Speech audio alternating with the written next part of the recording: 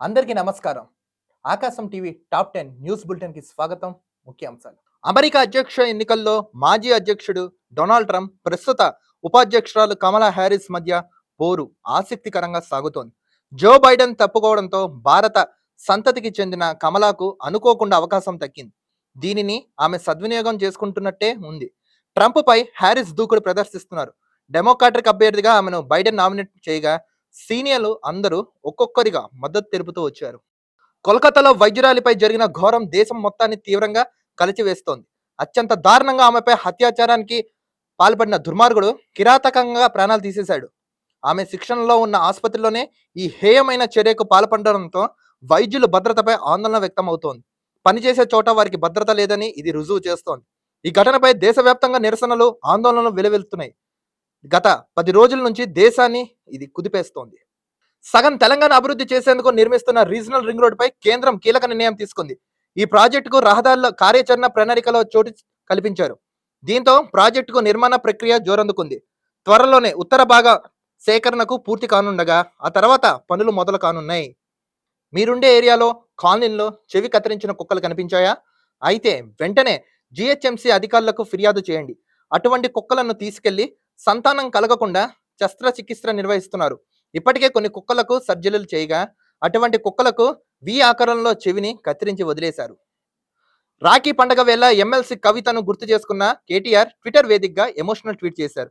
ఈసారి రాఖీ కట్టకలేకపోవచ్చు, కానీ ప్రతి కష్టంలోనూ నీ వెన్నంటే ఉన్నానంటూ కవితను ఉద్దేశించి ట్వీట్ చేశారు. కాగా ఢిల్లీ లిక్కర్ స్కామ్ కేసులో అరెస్ట్ అయిన కవిత ప్రస్తుతం జైల్లో ఉన్న విషయం తెలిసిందే. AP deputy CM Pavan Kalyan ఇవాళ రాష్ట్ర సచివాలయంలో పంచాయతీరాజ్ శాఖపై వీడియో కాన్ఫరెన్స్ ద్వారా సమీక్ష నిర్వహించారు.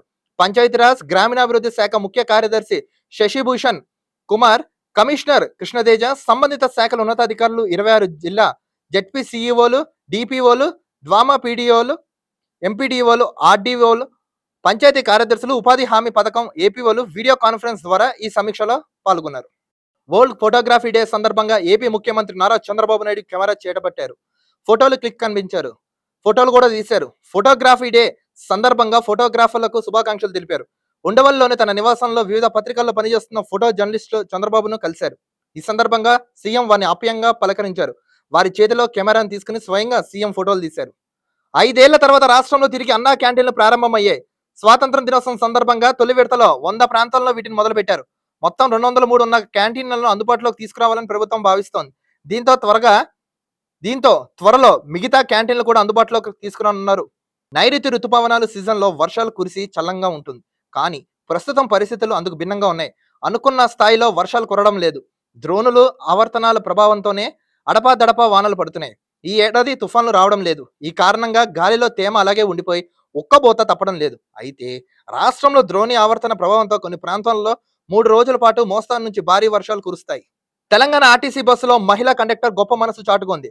పురిటి నొప్పులతో బాధపడుతున్న నిండు గర్భిణికి పురుడు పోసి తల్లి బిడ్డలను కాపాడింది. సోదరుడికి రాఖీ కట్టేందుకు బస్సులో బయలుదేరిన గర్భిణికి పురిటి నొప్పులు రాగా సమయస్ఫూర్తితో స్పందించి ప్రసవం చేసింది. దీంతో మహిళా కండక్టర్ పై పలువురు ప్రశంసలు కురిపిస్తున్నారు. తదుపరి తాజా వార్తల కోసం నిరంతరం చూస్తున్నానండి ఆకాశం టీవీ.